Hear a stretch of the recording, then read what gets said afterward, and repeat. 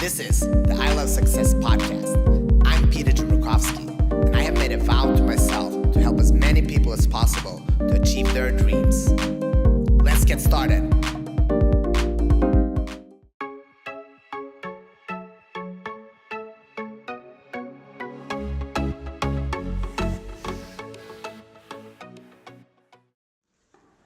To avoid criticism, say nothing, do nothing, right? I'm super grateful to be here today to record the 100th episode of the I Love Success podcast.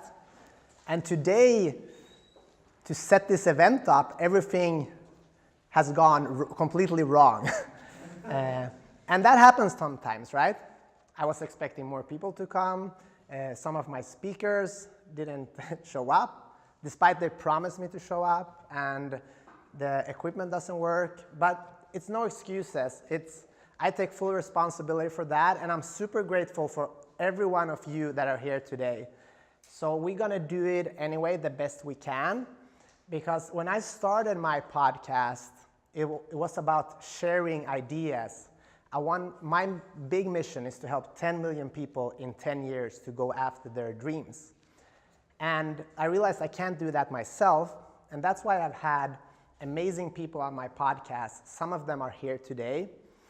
During these 2 years, I've had the honor of sitting eye to eye and talk to these amazing people. We've had entrepreneurs, Olympians, we have UFC-champions, Bellator fighters. We've had a 9/11 survivor, Yaeno, who is here today, amazing human being. We've had Chinzo, who's going to speak. We have Shane here today, an amazing guy. We have Marcus and Mishel, and just incredible human beings. So I'm super grateful to be able to sit down with these people and share and do the best I can. And as you all know, sometimes in life you try really, really hard and it still doesn't work out.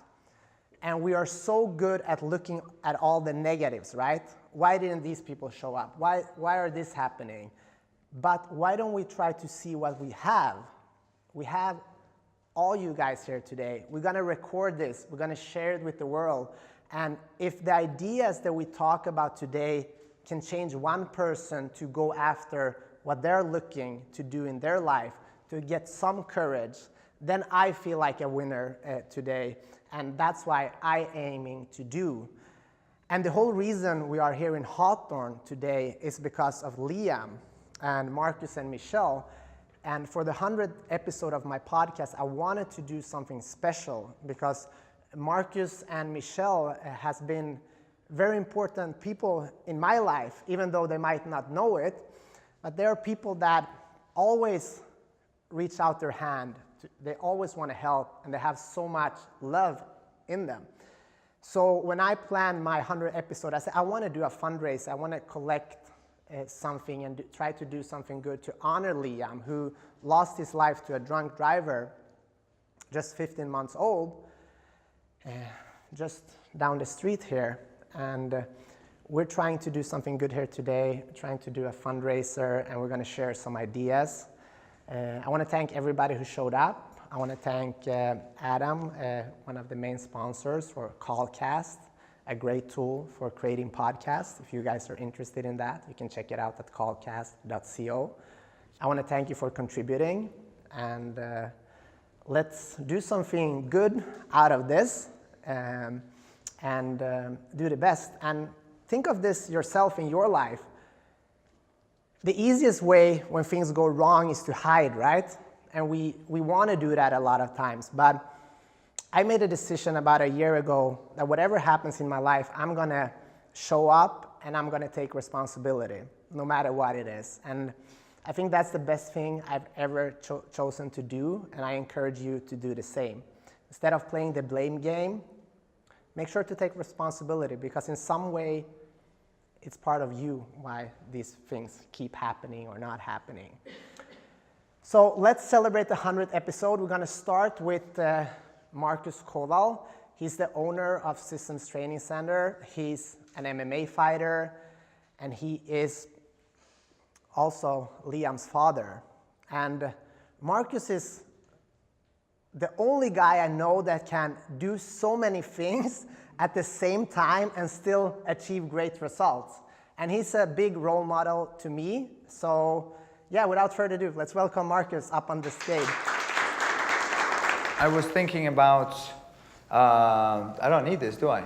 No, it doesn't work. I just realized. It looks good, right? No, I for the 100th podcast, I figured, okay, it's called I Love Success. So what should I speak about? Success.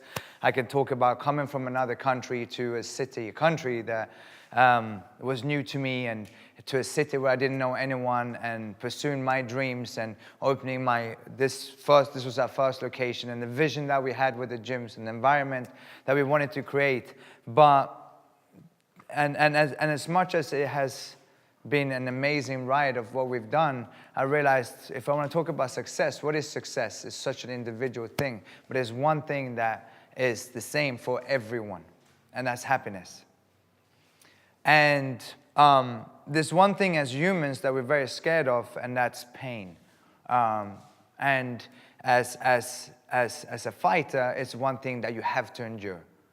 It's the one sport where your ultimate goal is to incapacitate your opponent so much that your opponent, he or she, cannot continue fighting, whether it's through physical pain or submissions or a knockout. The knockout you don't feel at the moment, but you feel it afterwards when you wake up. But we are still intrigued by pain. We watch videos on YouTube of people going through, whether it's surgeries or have accidents, but it's because of that inner fear that we have of pain. And sometimes I get people telling me, oh, I can never do what you do because I don't like getting hit. We don't like getting hit either. It's just part of the game. People that like getting hit, that's a different part of society, and they pay a lot of money for that. But when it comes to fighting, it might be, there's other sports out there where pain might be a side product of the sport, such as football, ice hockey, and so on. But no other sport where the ultimate goal, as in combat sport, where the ultimate goal is pain. And it can make or break a fighter. Because if you can't learn to handle the pain, you cannot be a fighter. It doesn't matter how athletic you are, how strong you are, how fast you are. You need to learn to endure the pain. Because if you're going to take a shower, you're going to get wet. It's as simple as that.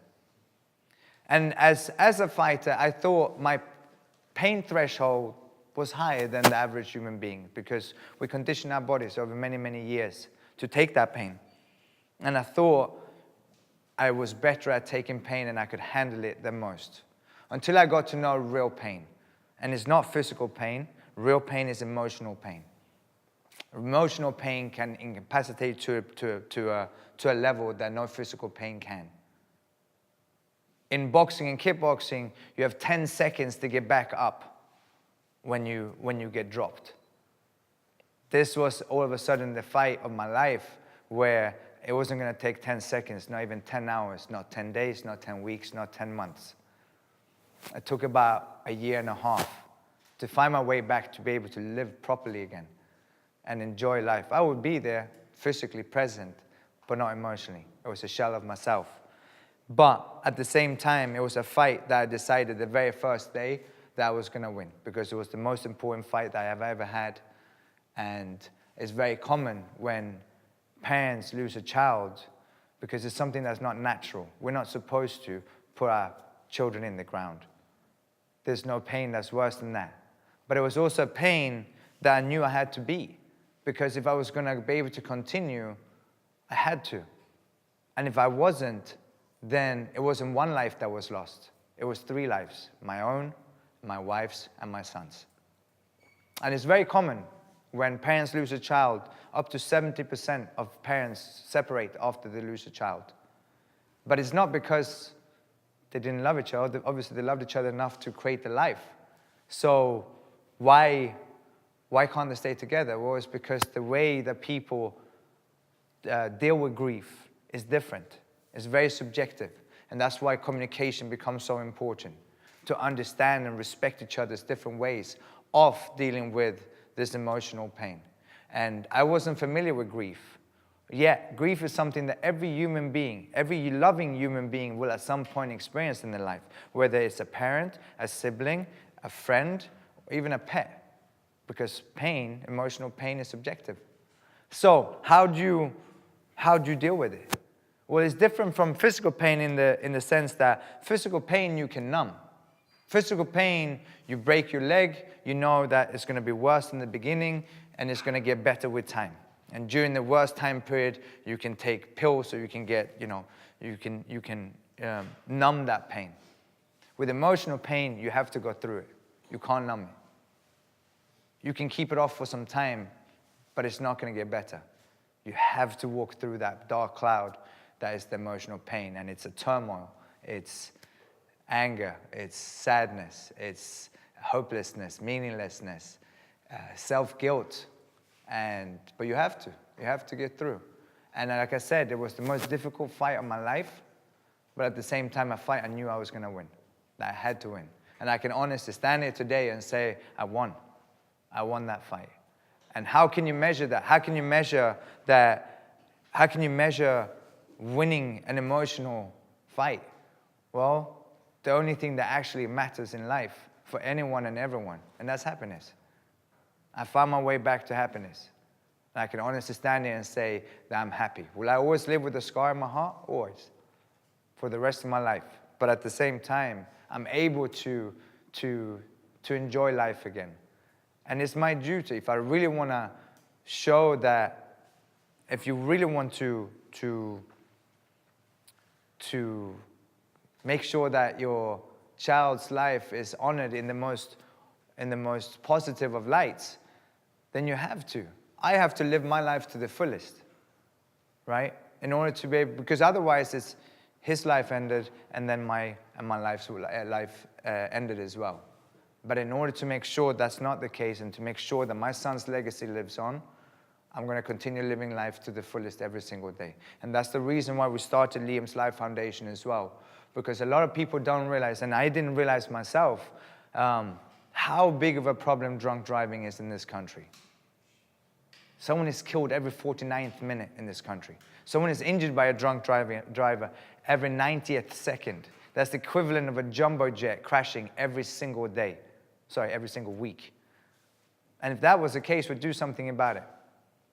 So on top of learning about grief and all the things that I had to go through, when it came to the nonprofit and how to open a nonprofit, a 501c3 and so on, we decided we're going to make a difference as far as lowering the blood alcohol content when it comes to drinking and driving.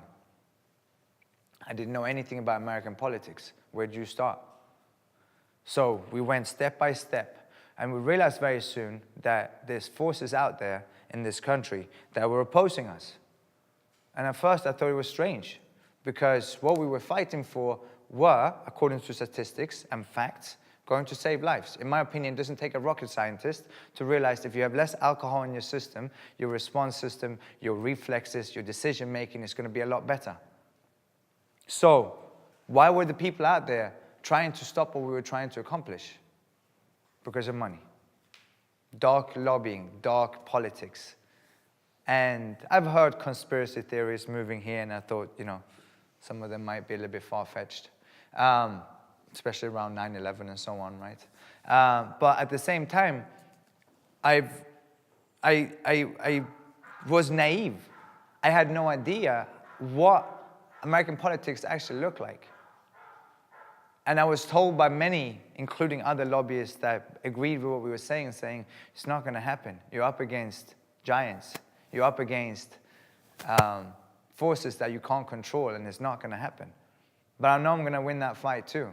How can I be so sure? Because again, statistics and facts are on my side, showing and proving that in the country at the current standing, it's 0.08 is illegal blood alcohol content in the United States.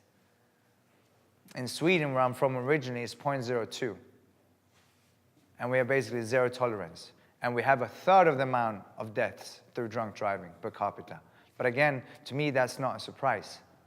But even with those statistics and those facts and reports, and we have some really amazing doctors that are with our nonprofit, they're still saying, no, that's not the problem. That's not the problem. There's other things that are the problem. Texting and driving is the problem. Drugs and driving is the problem. Those are problems as well. But drunk driving is still the #1 reason why people die on the roads in the United States today. It's the deadliest and the costliest thing on the roads. And that's again why I know we're going to win, because we're fighting for lives, not for profits. And people's lives matter more than profits, always and forever. Plus, the people that are fighting for it are fighting for profits. I'm fighting for my son's legacy. And that's why I know I'm going to win. Thank you, guys. So, thank you, Marcus. And the next guest that is coming up is an incredible human being. His name is Chinzo Machida. He's done karate all his life. And the Machida family basically made karate popular again and showed that karate is actually an amazing martial art. Machida, Chinzo himself has been a world medalist in karate. He's a Bellator fighter, and he owns the Machida Karate Academy down in Lomita. So I'm super excited to have Chinzo next up.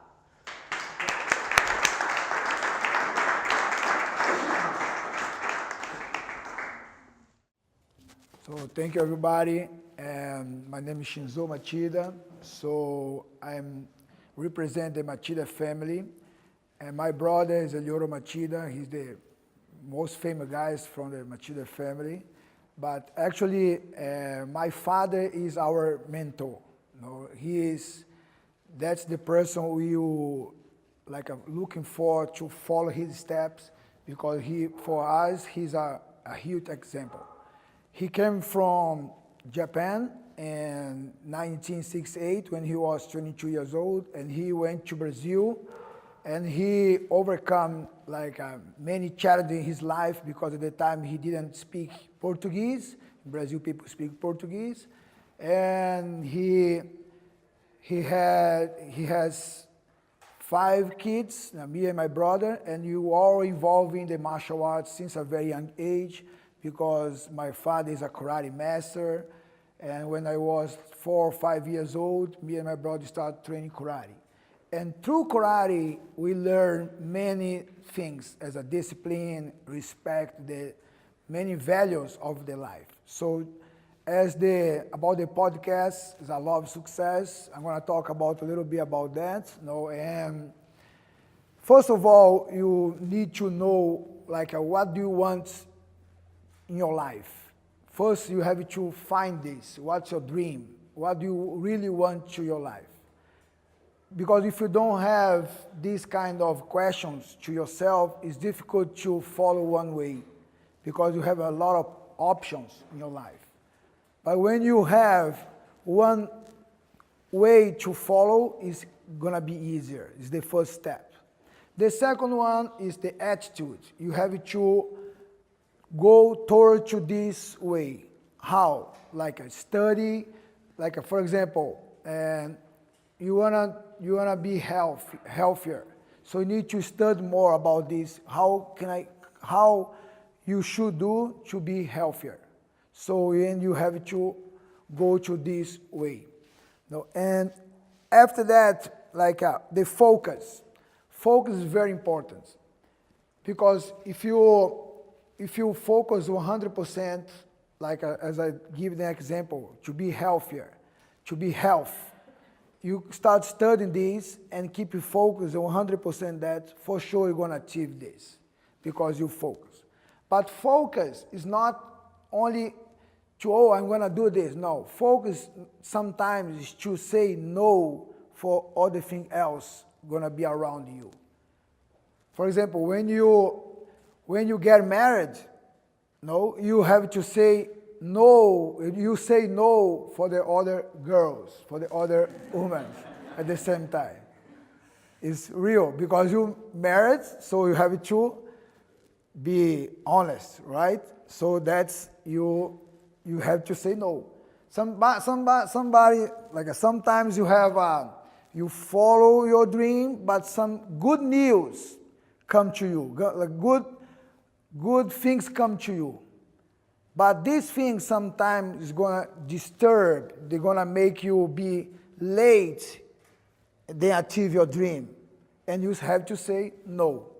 So say no is the same time, sometimes you stay focused. Because sometimes people only worry about I'm gonna keep focused. But in our life, especially like sometimes you have a friend, sometimes you have a friend that invite you. For example, for me, since when I was a teenager, like the very young age, 21, 22 years old, my friends invite me a lot. Hey, Chinzo, let's go to the party. The next weekend is going to be a huge party, a lot of girls. Let's go there. But my goal is, at the time, to be a Brazilian champion, karate champion. So I say, no, I no go. I go to training. But you train so hard, not one day, let's go there. No, my goal is this. So I achieved my dream at the time because I say no for the other things. Okay, so that is very important. Sometimes good things come to you, but you have to verify if that's going to help to you achieve your dream or that's not going to help to achieve your dream. Okay? So, and repetition is another thing is very important to our life to create a good habit. Because nobody here wants to, you always want to be in comfort zone. And my father, he always told us, my son, if you want to be good, you have to do something different from others. Because everybody wants to be champion. Everybody wants to achieve some points. And if you do the same thing, you're gonna be one more person. But if you want to be different, you have to do something different. So beat yourself first is the main challenge and the hardest challenge because we tend to sabotage ourselves. So he said, if you want to be good, you have to beat yourself. And he created to himself, my father, to create the training at 5:30 in the morning. Every single day, from Monday to Friday. And they ask us, hey, you want to be a champion, you need to train with me. Okay, by what time? He said, 5:30 in the morning. We said, oh my God, 5:30 in the morning. Yeah, and he said, you need to beat yourself first. Let's train you for 6 months, this time, and I'm not guaranteeing you're going to be the champion, but you're going to beat yourself first to beat others. Beat the other challenge. No, not beat other, but beat the other challenge come to your life. And you start doing this, and someday you don't want to wake up because you are young, like 22, 23, you want to sleep a little bit more, but remember that words my father told us. So you wake up and you overcome. So it's very important lesson that he bring it to us. Because this we learn, this all situations have to be in the out of comfort zone. If you're satisfied with your life, you don't need to do anything, but you're not going to achieve anything because you're satisfied. I'm good here. So always, if you satisfy your life, you need to looking for something that make you motivate to do it because this is the life. The life is always move forward. Like there is a research that people after retirement, couple years later they died. Why? Because they satisfied. I'm so good. Now they don't have a dream anymore. So they died. Why? Because they need a motivation to still life. Okay? So sometimes if you want to achieve something, your dream is there, you want to achieve, but you don't have a success. What you have to do? You have to modeling. Yeah. Model. Make somebody that you really like and copy them. Copy this guy. Oh, this guy do this. Oh, I really like the kind of thing this guy doing. So try to do the maximum you can like him. And you're gonna copy what he's doing and you're gonna achieve the success. Because the modeling is there already. if the guy has success with this model, follow his steps. And later you create your own. So that's happy with me. There is one Japanese, his name is Masahiko Tanaka. He's age about my father. And I saw, I really like because he was 2 times world champion. And I love his style, and I start watch his movie since when I was 14 years old, and he does some techniques very good. And every day I watch his movie, his DVD at that time, it's like cassette video, you know. And I watch, and I will come back and do again, and repeat, do again, and when I fight, I start copy him. Even the short scream, I do the same, you know? Exactly the same. When I saw, I was like him. Not the same level, no? But the same, the people recognize, hey, you look like Masahiko Tanaka. I say, yeah, because I copy him. And the other guy, hey, you look like Masahiko. Yeah, because I copy him. So I got many techniques from him because I copy. But when you when you are a kid, you copy everybody, or you copy. For that, you learn faster. You learn very quickly. But when you become adult, you don't want to copy anymore because, oh no, this is going to be weird, I copy this guy. So you tend to learn slower. But if you see kids, you do something, he does the same thing. My son, he's 15 months, 1 year and a couple months. I lock the door of the bathroom. I lock, because all the time he open and get into the bathroom. I lock. And he watch us, lock. One day he put something and tried to open. And all these kids, because he saw us do this, and he copied, no? For that's the way they learn. And the same work with us. You know, if you want to achieve the success, you have to model somebody, they already achieved success. And you follow this step. And later on, you're going to go your own. Oh, now I catch this, so now I'm going to improve this way. And you're going to be much better. Okay? So, but one thing is very important for success is the balance. Because the balance is everything. Sometimes the guy wants to achieve only money, and your family is destroyed. Because you just want to follow the money. You have to keep balance. Family, financial as well. Everything is around you. You have to keep balance. Your health, family, financial, social, everything, not this unbalanced. Okay, and there is a Japanese word, is the shingitai. Shingitai, shin means spirit. Gi is a technique, and tai is body. Everything you have 3. If you are a doctor, shingitai, shin is spirit. Gi, technique, tai, body. If you are a doctor, you have, for example, you need to make a surgery for somebody. You have to have willpower to do your best surgery. But also, you have to have study. You have to have a practice to do that. And healthy. Body is a health. If the dog's not healthy, they're not able to make a surgery to anybody. If the dog, they don't have a technique, they could kill somebody. Okay? And if the doctor, they don't have a willpower, it's not good because, this probably they're going to make a mistake. This happens in all situations. During the fight, the same. Some guys has a good technique, is a very good talent. You see somebody in the academy, they have a very good talent. They have a very good condition. But when they step on the octagon, on the cage, they start shaking. Or they start thinking too much. Because their spirits, their mind is not balanced. So they have a technique, they have a physical condition, but their mind is not there. So they are not ready to have a success.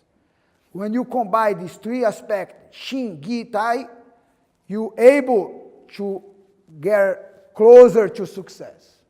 Okay? So thank you guys. So this is my words. Yes. Thank you so much, Chinzo. That was amazing. Now, the next speaker is a really cool kid. When I had him on my podcast, he was only 10 years old, and we call him the 10-year-old entrepreneur or the kidpreneur. Now he's 12 years old, and I can honestly say, not to put any pressure, Azriel, on you, but this kid is super bright, and I learned a lot, and I think you will too. So let's welcome Azriel Unique. Welcome, buddy.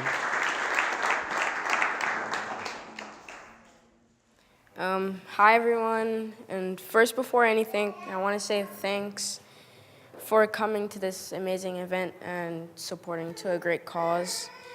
I know I don't have much time, so I'm sure to keep this speech short. Today I'm here to talk about what success looks like to me, especially when I have new goals and projects that I want to excel in and not only start them, but complete them. I'm not here to tell you 7 or 12 steps to become more successful, because to be quite honest, it really depends on what you are trying to achieve and what works best for you. Lately, I've had a lot to juggle, maintaining my good grades at school, my t-shirt line, which is back in production after a break for a year, and a new charity that I've recently started, which started as an idea that has taken off really quickly. I've been successful at them all so far, and I want to continue in doing so. I've had people tell me that it's not possible to achieve multiple things at once and be great at them all. But honestly, you don't need to worry about people with negative energy, as you probably already know that they just want to pull you down and not push you up. Well, from my own experience, not just now, but in the past as well, I am here to tell you that multitasking is possible with structure and hard work. You can multitask and be exceptional in everything that you want to do. I have to tell you that it's not easy to multitask different things and be successful at it. So don't go thinking you can just create a bunch of goals and ideas and somehow expect that it's going to work easy or blow up overnight, as it does not always work out like that. Although sometimes for very few people, it does work that way. To be successful, you have to also take action and add some other elements. Something that has helped me is learning from people that have gone before me, that I admire. I listen to their audiobooks or read what they have been through. Then I use what I feel will suit personally for me. One of the people I like to listen to is Napoleon Hill. I got introduced to him by a man I used to work for, and I really liked what I learned through Hill and decided to keep on listening. One of my favorite quotes by Hill is, "Patience, persistence, and perspiration make an unbeatable combination for success." So I want to briefly look at the 3 P's and how I fit into that in my kidpreneur lifestyle. I'm going to start off with patience. For me, is taking time to get the job completed. It may not go as planned, but stick with it anyways. For example, sometimes my missions have been difficult and demanding, like my t-shirt line. When I first started it, I had moved to New York City, and at the time, I had the right help at the right time. But as I started to get older and I moved to California, it took me slightly longer than I expected to start it again. Mainly because I had to make new connections, and also I had to rebrand because my style in clothing has definitely changed, and so has my vision for the brand. Persistence. What does persistence even look like? Well, persistence to me means continuing to work towards a goal even when it takes long or things get tough. When you think of it, the most successful people in the world, their journey in becoming successful, they need to get through 2 things: persistence in dealing with unexpected twists and turns that happen in your lifetime. Look at Gandhi, born in an area controlled by Britain, forced to be sent to England to study law. And guess what happened? He got interested in the philosophy of nonviolence, then returns to India to be a great pioneer and Indian activist that has encouraged over millions of people. I'm sure that he did not expect the outcome that he ended up having, but dealt with the twists and turns and stayed on his path with nothing short of patience. For that one I'm still going through is being persistent with my clothing brand. Every time a hurdle comes in my way, I still fall, but I get back up and finish what I started. Things that definitely help me with persistence and other things is waking up early every weekday. I wake up at approximately 5:45 a.m., which helps me have more time to focus on my craft. Another technique I use is exercising. Every Tuesday, I run a mile, which, to be quite honest, I need to do more often. I also play soccer and do a lot of skating, which helps my brain function better. And another thing that helps is cutting out a lot of unhealthy foods, as it may help with power and concentration. Like I said earlier, this is not one set of rules. It's what will work for you so that you can be consistent. You can be fluid with your journey instead of rigid, as that is where conflict can happen and you might give up. Perspiration. In the dictionary, perspiration means the process of sweating, which in my eyes really just means putting in the hard work to accomplish a goal. Perspiration isn't an easy thing to use because basically you're working your butt off. Look at Bob Proctor, for instance, a high school dropout at 26 years old to find himself reading Think and Grow Rich by Napoleon Hill, drastically changing his life to become a great motivational speaker. But that wasn't it. He didn't just become a motivational speaker just from reading Napoleon Hill's book. He needed some perspiration. He needed to work his butt off. So just so you know, it's not easy. Well, these are some things that have helped me and still do help me in my quest to become successful and accomplish all my dreams. With all the methods I use is consistency that is key, to be honest. As just like working it out in the gym, if you slack off long enough, you don't have muscle anymore. It's the same with energy. I want to thank you for listening to me and my speech and success means to me. And apologies in leaving early in advance. Yeah.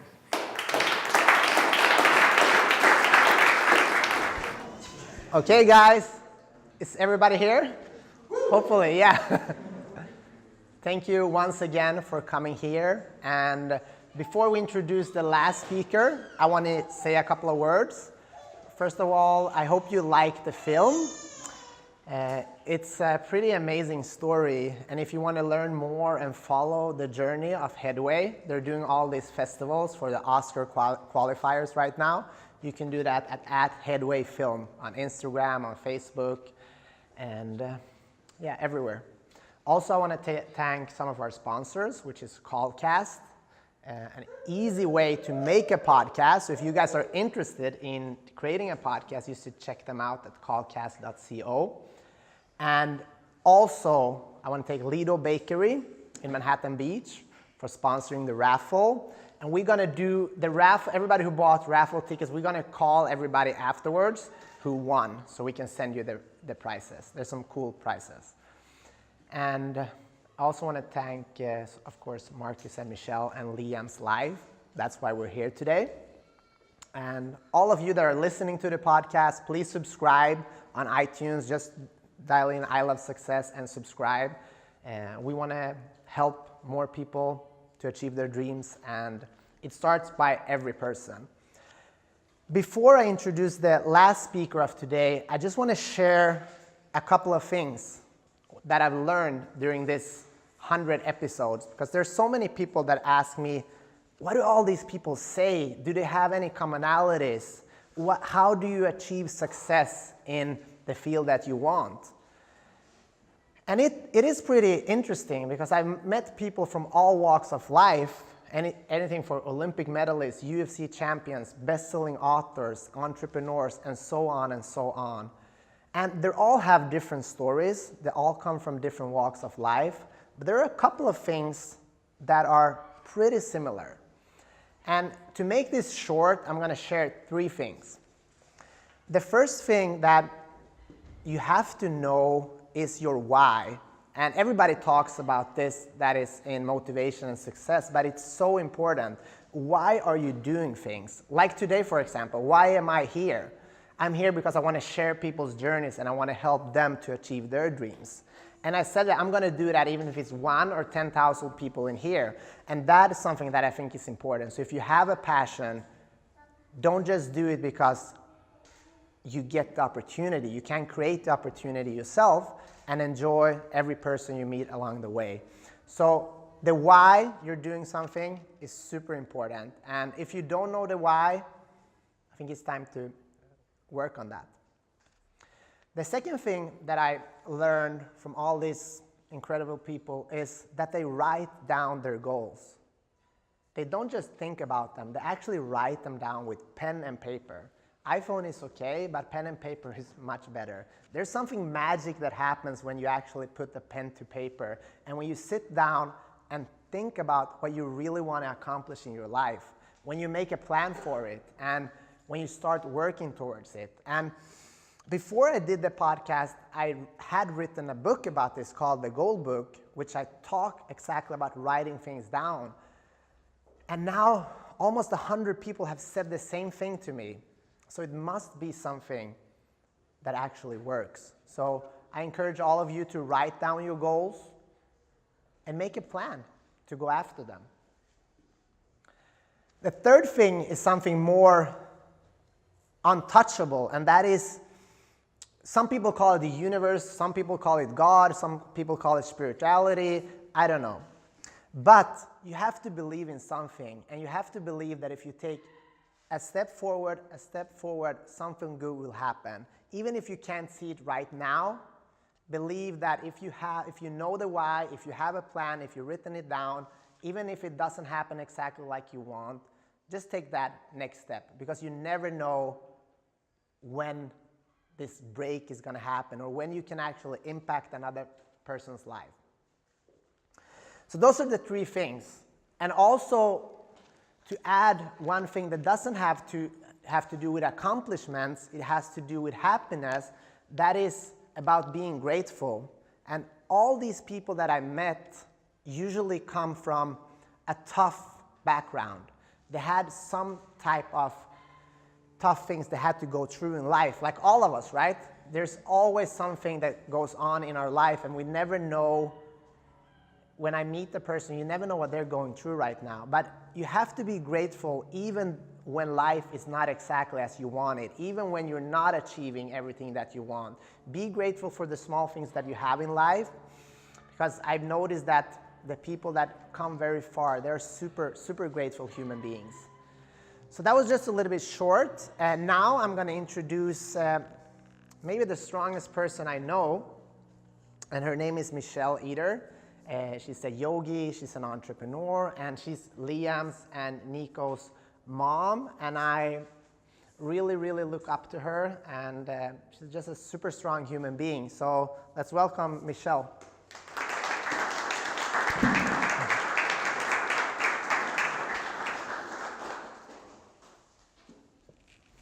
Thank you, Peter, and thank you to all the speakers today. Today, I wanted to talk about the biggest fallacy that young people are told, and that is to follow your passion. At 17, 18, 19 years old, how is anyone supposed to follow their passion without knowing what they're passionate about, without having any experience? This misguided idea may work for the minority who do have that internal drive, that push towards something, but for the majority, it leaves people feeling unfulfilled, confused, and lost. It also leaves people feeling entitled and quitting before they try. Entitlement from jobs where they feel like they're too good to do something, or they're not getting paid enough because they're not passionate about what they're doing. And just a few years ago, I was one of those people that was lost and confused. I was floating from job to job, and I quit way before I even tried. It wasn't until I was on the brink of homelessness that I realized something had to change. I had no money to do anything. I had no money to pay my rent or to buy food. And so I got a minimum wage job at as front desk at a gym. Definitely not something that typically inspires deep passion in people. But what I realized there was something had to change. I needed to make money, and what's the worst that could happen if I tried? So I did my best, I tried, and I realized that when I tried, I did well. And when I didn't do well, I wanted to do well in the future. So I begged that company to teach me sales. And I begged them, and they refused, and I begged them, and I begged them until they finally taught me how to do sales. Although I had some level of self-diagnosed social anxiety. Every time I was in a social situation for long periods of time, I would find myself with my heart racing, my chest flushed, my palms sweaty, and ultimately I would end the conversation in an awkward silence and walk away. And I did this not because I was particularly brave or wanted to overcome this social anxiety, but because I saw sales as a valuable skill. Later, when I met my husband, Marcus, I ventured into other areas of the gym industry. Thank you, Nico. And some parts were really exciting, some parts were boring, and some parts were really challenging. And what I learned there was every time I just had to try. Eventually, when I joined Marcus here at Systems Training Center in the family business, I realized I knew that I loved what I was doing. But still, I wasn't particularly passionate about martial arts. I loved the fitness aspect, but martial arts was okay, it was great. Still, in the entirety of everything, I knew I loved what I was doing. In the years since we've had Systems Training Center, we've had challenges and landmarks and, natural learning curves and mistakes made and taking over new businesses. But the biggest challenge came when our son Liam was killed by a drunk driver. When we lost Liam, we became pretty absent from the business, and it kind of had to become self-sustaining. From there, we were thrust into the world of nonprofits and trying to make a change in the law and trying to make a change for Liam and all drunk driving victims and to prevent this type of tragedy from happening. Neither of us were particularly passionate about the nonprofit world before we were thrust into it. We just wanted to give Liam a voice that was taken from him. About a year and a half after Liam's passing, Marcus and I started to feel the love back for the business that we were in, to helping people become safer, become healthier. But we shared that love with the love for the nonprofit. So now we have these two loves. And I realized, looking back, reflecting back on who I was then, who I am now, I loved what I do, I still love what I do, but none of that really had to do with the gym or health and fitness industry. It had to do with the want and the drive to help people. Most people want to help others. Maybe we don't all want to help the same type of people or in the same type of way, but we want to ease someone else's hurt just a little bit. We want to be able to make someone smile, make someone's day, and we have the power to do that.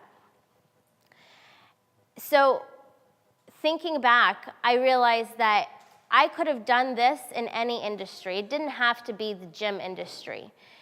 The most important thing was that I tried when I went into that front desk position, even though I could have cared less about the position itself. And now the nonprofit and the gym, they both strive for the same thing. They both aim to help people and save people's lives. And while I wasn't passionate about it when I started, I really am now. So I think instead of telling young people, follow your passion, we need to rewrite that narrative and tell people to try, to learn valuable skills and try in every single thing that they do. Even if they think they're above it, they will learn something. And from there, they can potentially go into areas that can help other people, animals, the environment, because again, we have this drive to help other people or help others and help their hurt just a little bit. Thank you, guys.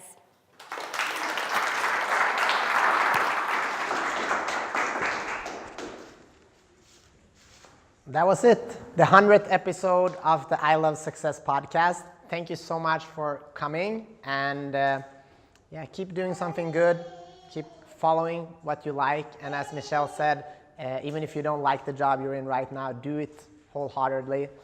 Hopefully help you. Thank you so much.